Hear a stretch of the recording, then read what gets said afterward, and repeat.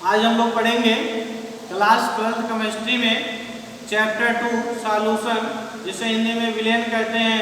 आज इसमें हम लोग पढ़ेंगे परासरण या ऑस्मोसिस, इंग्लिश में उसे ऑस्मोसिस के नाम से जानते हैं। तो यहाँ पे परासरण को समझने के लिए हम यहाँ पर ग्राफ के माध्यम से समझते हैं। यहाँ पे मान लेते हैं कि एक हम कंटेनर को लिए हैं और इस कंटेनर के बीच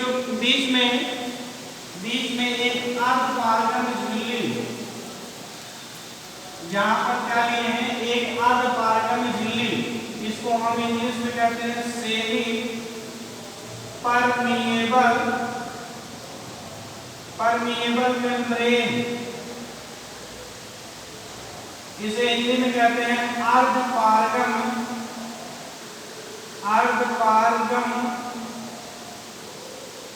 झिल्ली। यानी कि एक कंटेनर के बीच में हम एक क्या लिए हैं, सेमी परमिएबल मेम्ब्रेन या अर्धपारगम झिल्ली। अर्धपारगम झिल्ली क्या होता है, इसको हम जान लेते हैं। अर्धपारगम झिल्ली में देखेंगे कि अर्धपारगम झिल्ली वह ऐसा झिल्ली होता है, ऐसा मेम्ब्रेन होता है जिसमें विलायक के अणु वो पास करेंगे, लेकिन विलेय के अणु पास नहीं करते हैं। तो इस ऐसे मेम्ब्रेन को हम यहाँ पर क्या बोलेंगे, यहाँ पे अर्धपारगम झिल्ली बोलेंगे। तो पूछा जाता है कि अर्धपारगम झिल्ली क्या होता है, तो अर्धपारगम झिल्ली में यानी कि अर्धपारगम झिल्ली ऐसा झिल्ली है कि जिसमें विलायक के अणु पास करते हैं परंतु विलेय के अणु पास नहीं करते हैं। तो ऐसे झिल्ली को हम यहाँ पर बोलेंगे अर्धपारगम झिल्ली। तो यहाँ पर हम लिए हैं एक कंटेनर के बीच में एक अर्धपारगम झिल्ली, जिसमें एक तरफ यहाँ पर क्या हम लिए हैं, एक तरफ विलयन है और एक तरफ शुद्ध विलायक है। यानी कि यहाँ पर एक इधर मेम्ब्रेन के एक तरफ यहाँ पर शुद्ध विलायक लिए हैं और मेम्ब्रेन के एक तरफ हम क्या लिए हैं, यहाँ पर विलयन लिए हैं। तो यानी कि ए और बी यहाँ पर क्या है, विलयन है। तो यानी कि यहाँ पर देखेंगे जो ए है, यानी कि यहाँ पर जो विलायक हमारा कैसा है, ये लो कंसंट्रेशन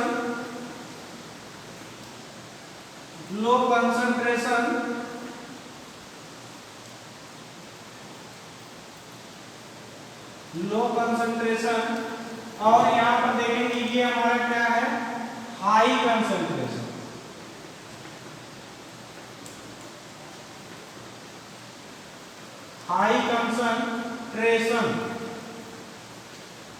यानी कि यहाँ पर देखेंगे जब यहाँ पर विलायक के अणु यहाँ पर देखेंगे, या कह सकते हैं जब यहाँ पर कह सकते हैं जब किसी विलयन को उसके विलायक को सेमी परमिएबल मेम्ब्रेन के द्वारा पृथक या अलग रखा जाता है तो विलायक के अणु, यानी कि विलायक के अणु को विलयन की ओर स्वतः गति करते हैं। तो इस घटना को हम कहते हैं क्या, परासरण। उस घटना को हम क्या कहेंगे, परासरण कहते हैं। तो परासरण का डिफिनीशन यहाँ पे हम नोट कर दे रहे हैं, तो उसको आप लोग अपने कॉपी में नोट कर लेंगे और ये आप डायग्राम बना लेंगे। यानी कि इस डायग्राम से हमको समझ में आ रहा है, यानी कि जो विलायक के अणु हैं वो किस तरफ गति कर रहे हैं, विलयन की। यानी कि ऐसा वे विलयन जो विलायक को सेमी परमिएबल मेम्ब्रेन द्वारा पृथक या अलग रखा जाता है, तब विलायक के अणु विलयन की ओर स्वतः गति करने लगते हैं। तो स्वतः गति करने लगते हैं। इस गति को हम यहाँ पर क्या कहते हैं, परासरण या ऑस्मोसिस कहते हैं। उस डिफिनीशन को हम यहाँ पर नोट कर दे रहे हैं। आप लोग अपने कॉपी में यहाँ पर नोट कर सकते हैं। यहाँ पर तो इस प्रकार से देखेंगे यहाँ पर हम नोट कर दिए हैं कि जब किसी विलयन को उसके विलायक से अर्धपारगम झिल्ली यानी कि सेमी परमिएबल मेम्ब्रेन से पृथक रखा जाता है तो विलायक विलयन की ओर गति करने लगता है। इस घटना को प्रसरण या ऑस्मोसिस कहते हैं। इसको आप लोग नोट कर लेंगे और उसके बाद हम लोग पढ़ेंगे यहाँ पे ऑस्मोटिक प्रेशर या प्रसरण दाब। इसको आप लोग नोट करेंगे यहाँ पर।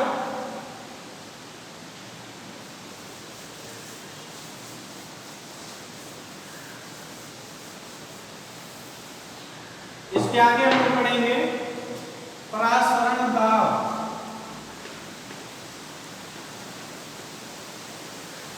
प्रसरण दाब या इसी को इंग्लिश में कहते हैं ऑस्मोटिक प्रेशर। ऑस्मोटिक प्रेशर यहाँ पर ध्यान देंगे। ऑस्मोटिक प्रेशर क्या होता है? ये कह सकते हैं प्रसरण क्रिया जिस दाब से संपन्न होती है प्रसरण दाब कहलाता है।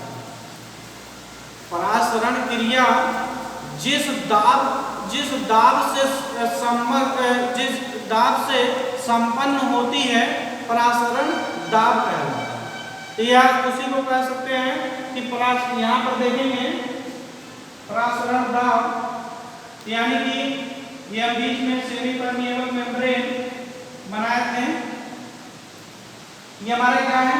सेमी परमिएबल मेम्ब्रेन यानी कह सकते हैं प्रसरण की क्रिया के यहाँ पर देखेंगे जो यहाँ पर एक प्रसरण यानी कि ए से बी की तरफ ये जो हमारा सूखा गति कर रहा है तो इसे हम क्या कहते हैं? प्रसरण कहते हैं।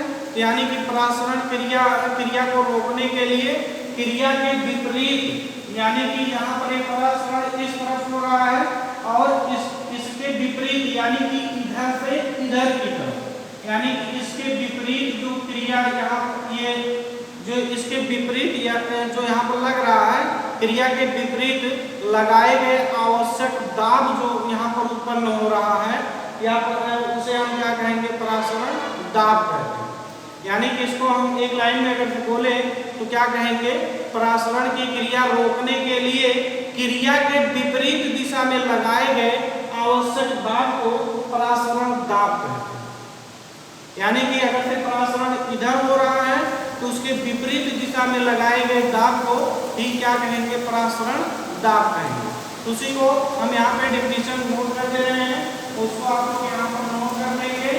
तो यानी कि प्रसरण दाब क्या होता है उसको हम यहाँ पर नोट कर दे रहे हैं, तो आप लोग इसको अपने कॉपी में नोट कर लेंगे। यहाँ पर देखेंगे प्रसरण क्रिया जिस दाब से संपन्न होती है प्रसरण दाब कहलाता है।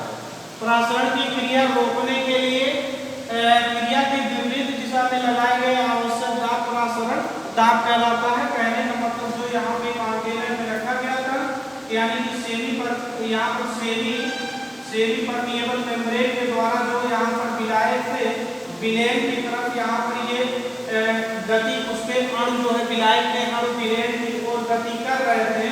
तो यहाँ पर जो इसके विपरीत दिशा में लगाए गए आवश्यक दाब उत्पन्न होता है उसी को हम यहाँ पे क्या कहते हैं?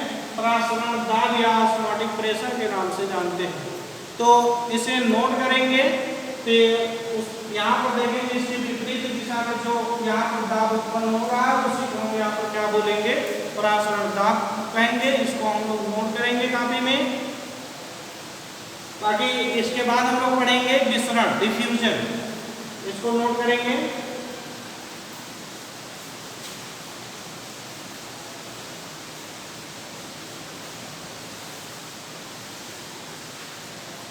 अगला टॉपिक हमारा क्या है?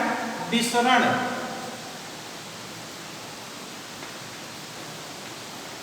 विसरण इसी को इंग्लिश में क्या कहते हैं? डिफ्यूजन। डिफ्यूजन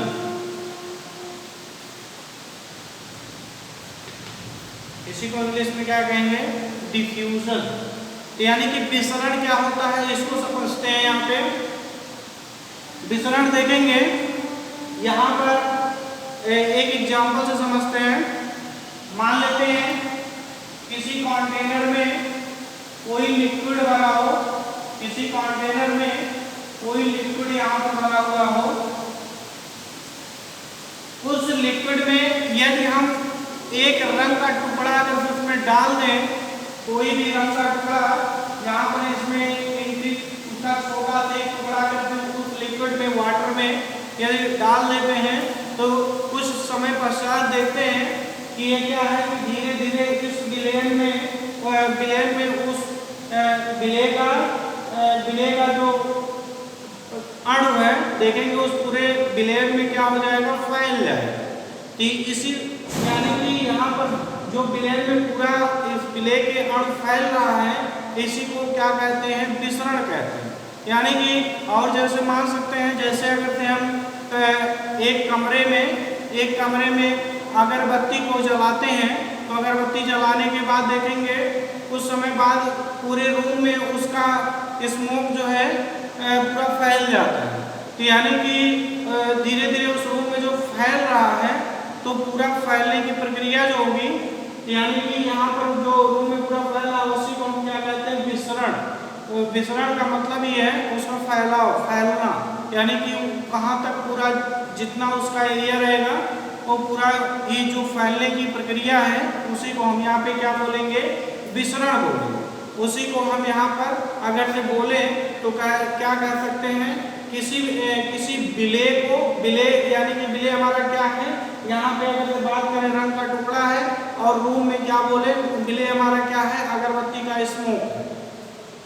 यानी कोई चीज कह रहे हैं, किसी विलय को विलायक में डालने पर विलय कणों का अधिक सांद्रता से कम सांद्रता की ओर स्वतः गति अनंता समांगी विलयन बना लेता है। तो इसे हम क्या कहते हैं, इसे जो है जो यहाँ पर पूरा ये विलयन फैल जा रहा है उसी को हम क्या कहेंगे, विसरण कहते हैं। तो एग्जाम्पल में जैसे देखेंगे, यहाँ पर वाटर में रंग का टुकड़ा डालने पर वाटर में सभी जो है उसके अणु पूरे वाटर में क्या होते हैं, फैल जाते हैं। तो ये जो है एक विसरण का एग्जाम्पल है। और वैसे ही जो रूम में यहाँ पर हम अगरबत्ती को जला रहे हैं तो उसका जो स्मोक फैल रहा है वो भी एक विसरण का ही एग्जाम्पल है। तो इसी डिफिनेशन को हम यहाँ पे नोट कर दे रहे हैं, तो आप लोग इसको नोट कर लीजिए। यानी कि यहाँ पर लिखेंगे किसी विलय को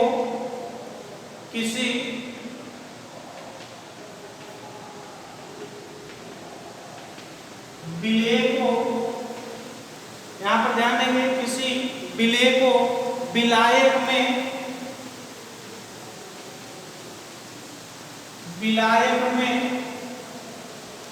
किसी विलय को विलायक में घोलने पर, या कह सकते हैं घोलने पर, या उसी को कह सकते हैं उसमें डालने पर, किसी विलय को विलायक में घोलने पर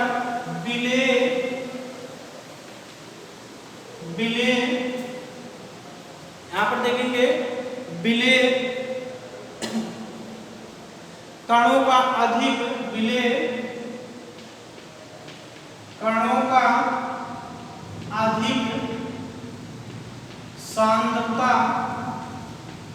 अधिक सांद्रता से कम सांद्रता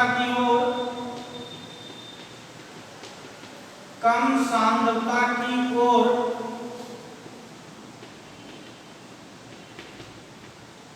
स्वतः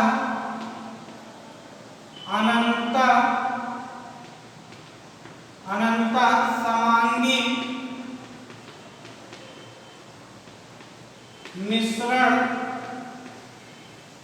बना लेना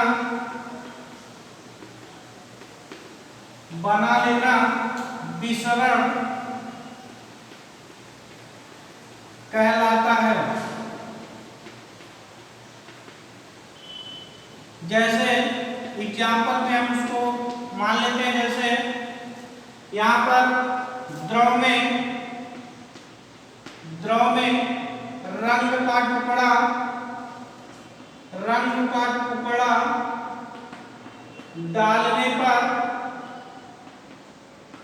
डालने पर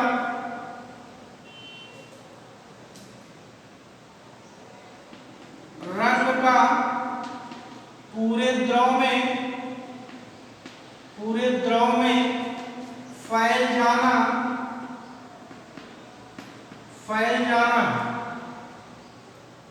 या उसी को और एग्जाम्पल में आप सब ऐड कर सकते हैं कि जिस प्रकार यहाँ पे कमरे में अगरबत्ती को जलाने पर उसके स्मोक पूरे रूम में फैल जाना, ये देखेंगे यहाँ पर ये विसरण का यहाँ पर एग्जाम्पल है। तो इसको आप सभी नोट करेंगे। तो उसके बाद हम लोग पढ़ेंगे यहाँ पर परासरण का 1/2 का नियम, इसके बाद इसको नोट करेंगे।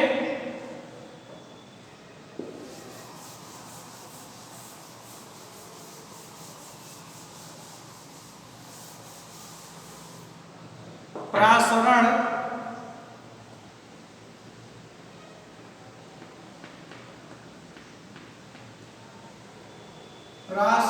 का 1/2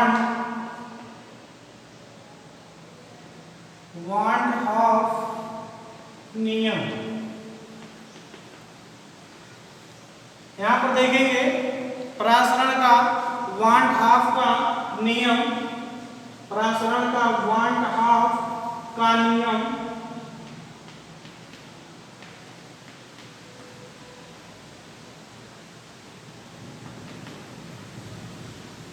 इसको ये नियम हमारा क्या कहता है, परासरण का 1/2 नियम। तो यानी कि परासरण दाब उसके सांद्रता के क्या होता है, समानुपाती होता है। जो भी परासरण दाब होगा, जो परासरण दाब उत्पन्न होगा, वे उसके सांद्रता के क्या होता है, समानुपाती होता है। कहने का मतलब यहाँ पर देखेंगे, यहाँ पे परासरण दाब को हम यहाँ पे पाई से प्रदर्शित कर रहे हैं।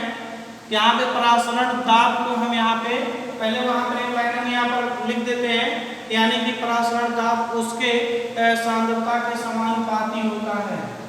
परासरण दाब उसके सांद्रता के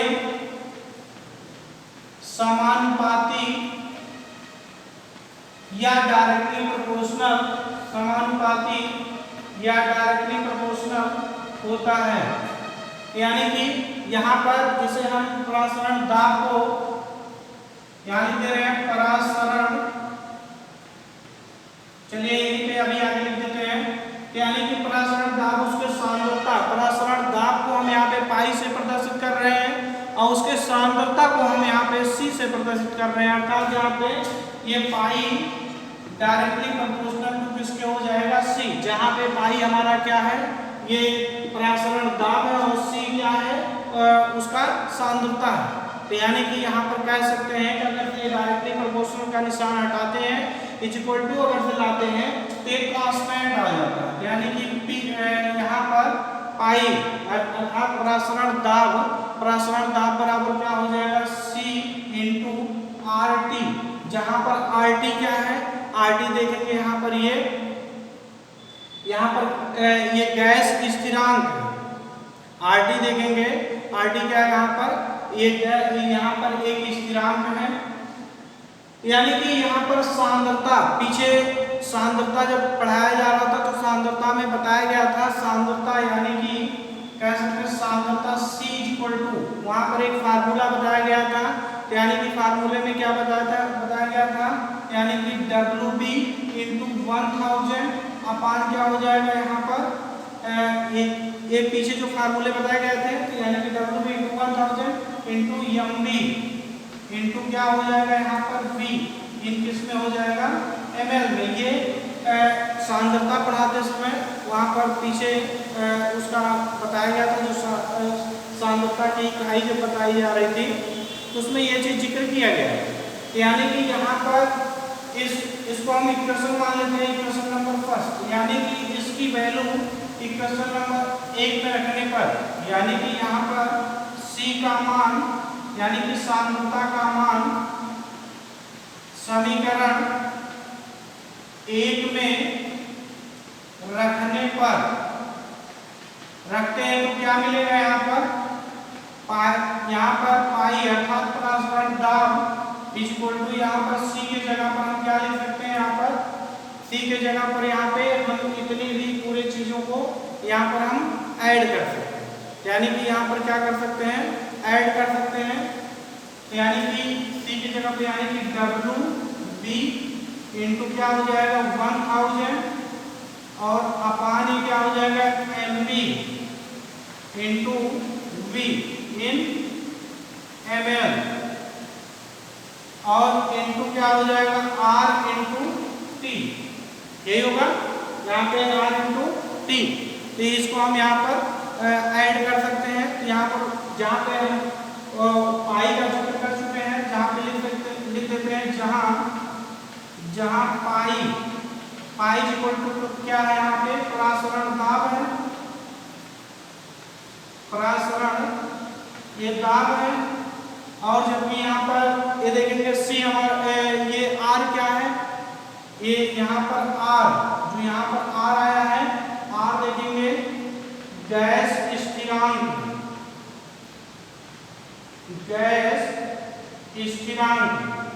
यहाँ पर इसको यहाँ पर नोट करेंगे गैस स्थिरांक को, यानी कि C का मान समीकरण नंबर 1 में रखने पर तो यहाँ पर हमको ये मिलेगा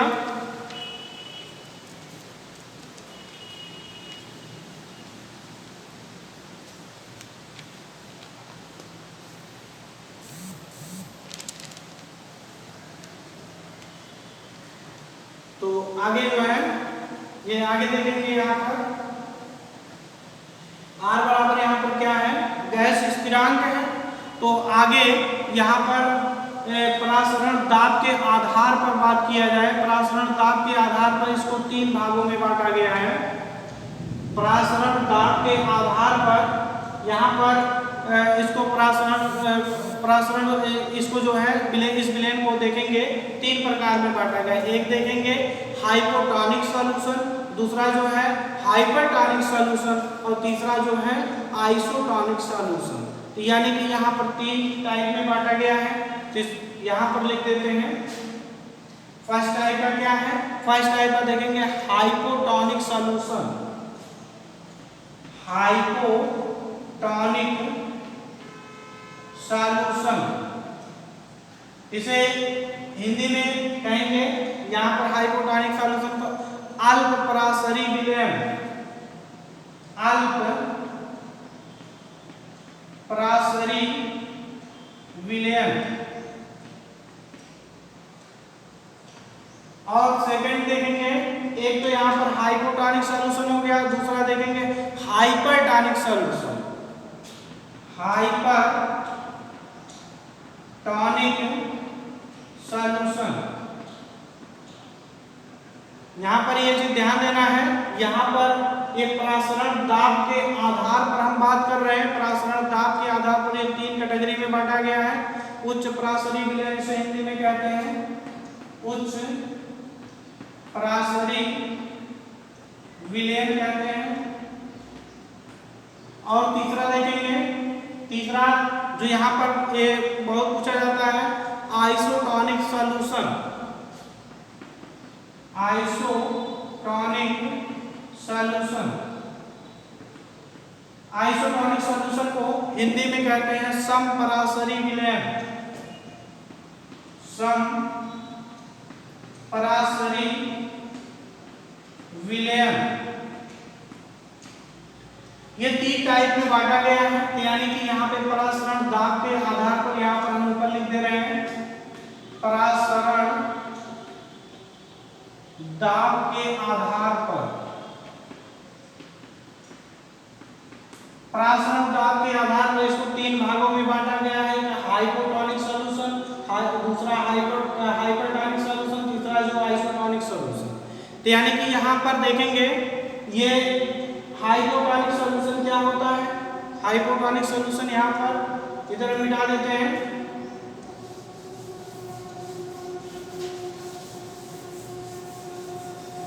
यहाँ पर हाइपोटोनिक सॉल्यूशन जो होता है, यानी कह सकते हैं वे विलयन के परासरण दाब से कम होता है।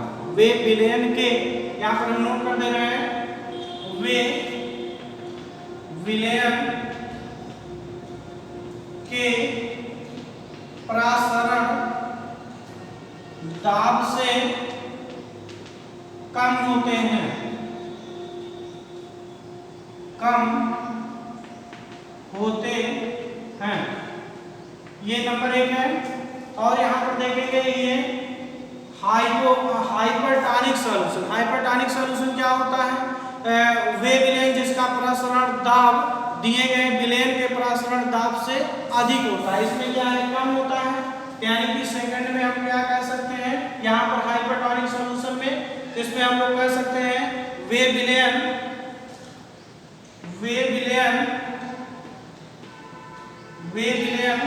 यहाँ पर ध्यान देंगे, वे विलयन जिसका परासरण दाब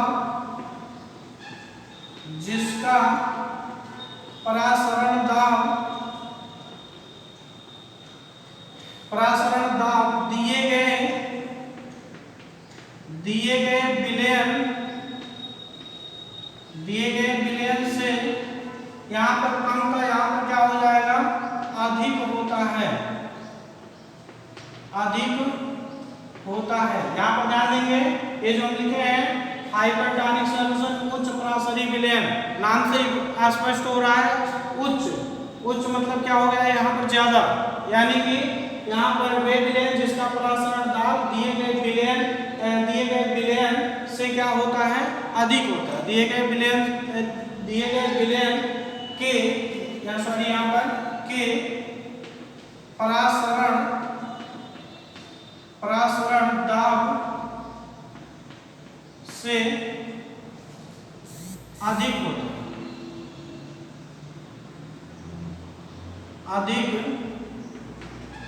होता है।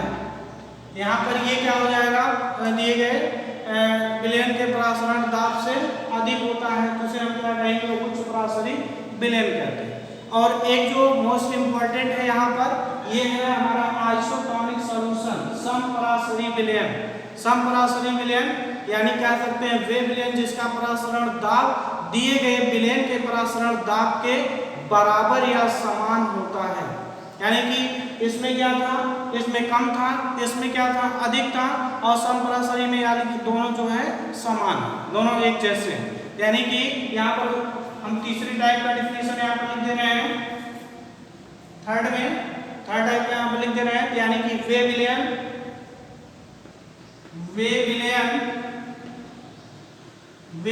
जिसका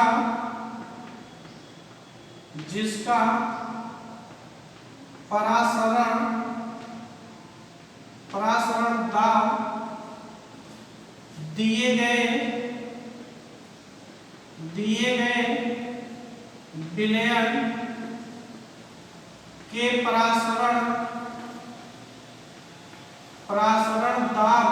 बराबर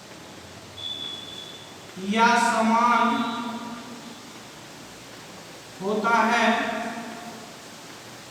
समान होता है, उसे हम यहाँ पर क्या कहेंगे? समपरासरी विलयन कहेंगे। यहाँ पर ध्यान ये देना है, यहाँ पर हम नोट कर देते हैं,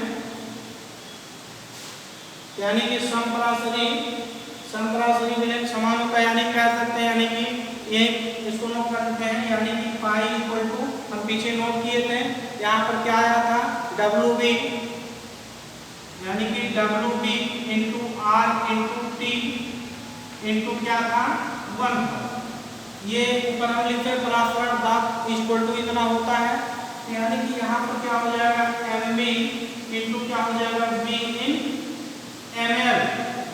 यहाँ पर ये फार्मूला, यानी कि परासरण दाब बराबर इतना होता है, तो कह सकते हैं यहाँ पर जब दोनों को आपस, यानी कि दो विलयन जिनके परासरण दाब जब समान होंगे, यानी कि यहाँ पर लिख देते हैं, इसको इधर मिटा देते हैं। ये जो लिखा गया है यहाँ पर, ये समपरासरी विलयन के लिए लिखा गया है। ये जो लिखा गया समपरासरी विलयन, ये थर्ड टाइप के लिए है। यहाँ पर नोट कर दे रहे हैं, हम इधर इसको मिटा दे रहे हैं। तो समपराशरी विलयन कह सकते हैं दो विलयन जिनके परासरण दाब क्या होते हैं, समान। दो विलयन जिनके परासरण दाब क्या होते हैं, समान होते हैं। यहाँ पर ये समपराशरी विलयन के लिए बात हो रही है। समपराशरी विलयन में अगर दो विलयन के परासरण दाब क्या होते हैं, समान होते हैं। यानी कि हम कोई भी दो विलयन को यदि आपस में मिलाएं, यानी कह सकते हैं पहला परासरण दाब उसका क्या होगा, यानी कि उसको मान लेते हैं पाई 1। पहले विलयन के लिए परासरण दाब मान लेते हैं पाई 1। तो यानी कि पाई 1 बराबर यहाँ पर क्या हो जाएगा, यहाँ पर equal to WB1 into R into T into क्या हो जाएगा 1000। अपान क्या हो जाएगा यहाँ पर, अपान यहाँ पर हो जाएगा MB1 इंटू क्या हो जाएगा V1 हो जाएगा ये इन ml। यहाँ पर ये पहले विलयन के लिए परासरण दाब यहाँ पर ये दिया गया है। और दूसरे के लिए क्या हो जाएगा यहाँ पर पाई 2 यानी कि पाई 1, यानी कि दूसरे विलयन के लिए क्या हो जाएगा पाई 2, यानी कि पाई 2 बराबर यहाँ पर क्या हो जाएगा, तो यानी कि WB2 into R into T यहाँ पर 1000 अपान यहाँ पर लिखेंगे MB2 इंटू यहाँ पर ये क्या हो जाएगा V2 हो जाएगा। यहाँ पर ध्यान देंगे, यहाँ पर इन ml, इन दोनों जो है ml में बात हो रही है। यानी कि समपराशरी विलयन में क्या होगा, यहाँ पर समपराशरी विलयन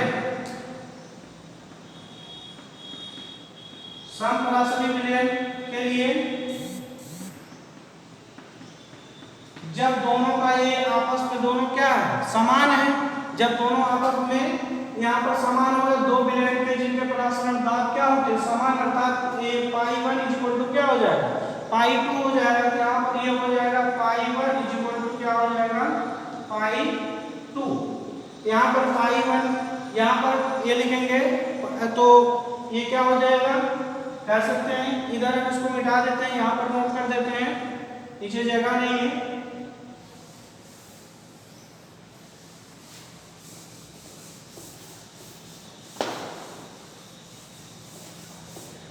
यहाँ पर देखेंगे तो हम यहाँ पर कह सकते हैं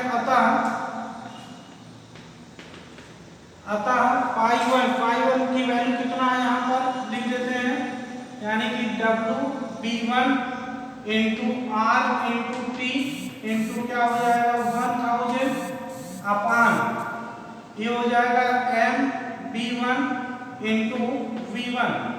ml में यहाँ पर नोट नहीं कर रहे हैं क्योंकि यहाँ पे ml दोनों समान है। यानी कि ये इक्वल टू किसके बराबर हो जाएगा, ये इसके बराबर हो जाएगा। यानी कि WB2 इंटू यहाँ पर क्या हो जाएगा R इंटू T इंटू 1000 अपान यहाँ पर क्या हो जाएगा MB2 इंटू यहाँ पर क्या हो जाएगा V2। यहाँ पर ये देखेंगे, अब यहाँ पर ध्यान ये देना है कि देखेंगे R T और 1000 ये दोनों आपस में क्या हो जाएंगे, R से R कैंसिल हो जाएगा, T से T कैंसिल हो जाएगा, 1000 से 1000 कैंसिल हो जाएगा। क्योंकि यहाँ पर देखेंगे ये सभी क्या है, कांस्टेंट है, एक स्थिरांक। तो यहाँ पर बचा क्या हमारे पास, यानी कि यहाँ पर बचा WB1 अपान यहाँ पर क्या हो जाएगा MB1 into V1 is equal to क्या हो जाएगा WB2 अपान यहाँ पर बचा क्या है MB2 इंटू क्या हो जाएगा V2। ये हमारा एक क्वेश्चन में बचा है। तो यानी कि तो हम क्या कह सकते हैं, यदि दोनों विलयन का तापमान आयतन, यदि दोनों विलयन का आयतन क्या हो समान, यदि यहाँ कह सकते हैं यदि दोनों विलयन, दोनों विलयन का आयतन समान हो तो, अगर दोनों विलयन का आयतन यहाँ पर क्या हो जाएगा, समान हो तो तब ये क्या हो जाएगा, ये आपस में कैंसिल हो जाएगा V1 और V2। तो यहाँ पर क्या हो जाएगा, यहाँ पर तब यहाँ पर हो जाएगा जो बचेगा WB1 अपान क्या हो जाएगा MB1 इक्वल टू WB2 अपान क्या हो जाएगा MB2। ये यहाँ पर ये इक्वेशन में आएगा, यानी कि यहाँ पर कह सकते हैं क्योंकि यहाँ पे V1 इक्वल टू क्या है V2 है, ये दोनों आपस में जब बराबर है तो ये क्या हो जाएगा, दोनों कैंसिल हो जाएगा। या कह सकते हैं यहाँ पर इसका यहाँ पर ये आयतन हो जाएगा V1 इक्वल टू V2, ये दोनों आपस में कैंसिल हो जाएगा, तो जो बचेगा तो WB1 अपान यहाँ पर MB1 इक्वल टू WB2 अपान क्या हो जाएगा MB2। तो इसको यहाँ पर याद रखेंगे, यहाँ पर इसे याद रखेंगे तो इसके आगे हम लोग यहाँ पर थोड़ा सा यहाँ पर देख लेंगे कि ऑस्मोसिस के प्रकार। यहाँ पर इसको मिटा देते हैं।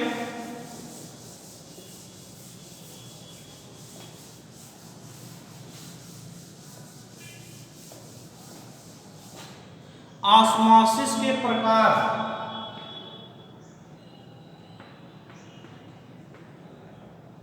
ऑस्मोसिस के प्रकार यहां पर देखेंगे। ऑस्मोसिस के प्रकार, ऑस्मोसिस के प्रकार में यहां पर क्या हो जाएगा, तो यहां पर देखेंगे ऑस्मोसिस के प्रकार में ये देखेंगे दो प्रकार के होते हैं, दो प्रकार के होते हैं। एक तो ये देखेंगे हमारा यहाँ पर एंडो ऑस्मोसिस, यहाँ पर एंडो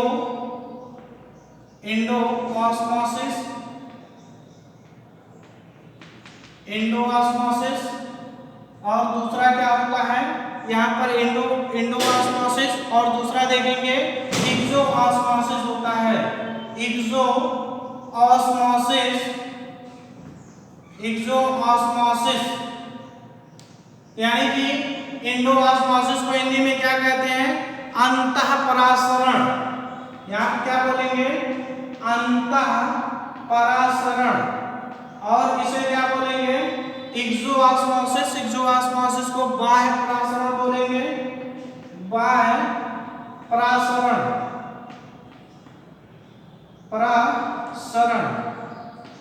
इसको यहाँ पर ध्यान देंगे, हम इसको ऐसे ही समझा दे रहे हैं, आप लोग अपने कॉपी में स्वयं नोट्स बना लीजिएगा। यानी कि एंडो ऑस्मोसिस क्या होता है, तो एंडो ऑस्मोसिस यानी कि अंतःपरासरण, कहने का मतलब यहाँ पर अगर से यहाँ पे जल में ड्राई किशमिश को, सूखे हुए किशमिश को, ये हमारा किशमिश है, यानी कि ड्राई हुए किशमिश को जल में जैसे डुबोएंगे, ये देखेंगे कुछ देर बाद देखेंगे ये वाटर में क्या होता है, ये स्वेलिंग हो जाता है, यहाँ पर ये फूल जाता है। यानी कि ये जो प्रक्रिया हो रही है, यानी कि यहाँ पर देखेंगे जो किशमिश के अंदर उपस्थित विलायक, जो किशमिश के अंदर उपस्थित विलायक के जो यहाँ पर विलायक के अणु हैं, वे किशमिश के ऊपर उपस्थित सेमी परमिएबल मेम्ब्रेन के द्वारा जो है ये जल से क्या कर लेते हैं, पानी अवशोषित कर लेते हैं, जिसके कारण क्या होता है, यहाँ पर देखेंगे यानी कि जल से एक किशमिश क्या करता है, तो किशमिश के ऊपर उपस्थित सेमी परमिएबल मेम्ब्रेन जल को अपने अंदर अवशोषित कर लेता है, जिसके कारण यहाँ पर किशमिश क्या होता है, फूल जाता है। तो यानी कि ये प्रक्रिया क्या कहलाता है, अंतःपरासरण या एंडो ऑस्मोसिस कहलाता है।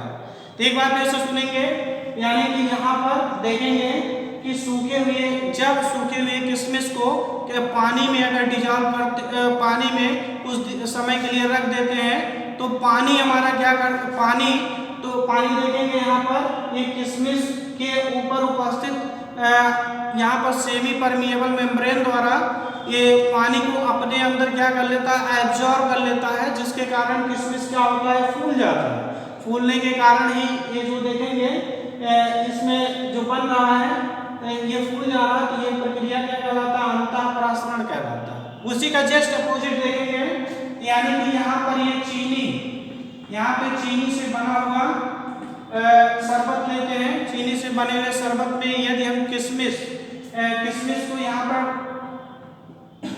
अगर से किशमिश को यहाँ पर किशमिश इसमें डालते हैं, तो यानी कुछ समय बाद देखते हैं कि किशमिश हमारा क्या होता है, पिचक जाता है। यानी कि ये देखेंगे किशमिश होता है हमारा, ये पिचक जाता है।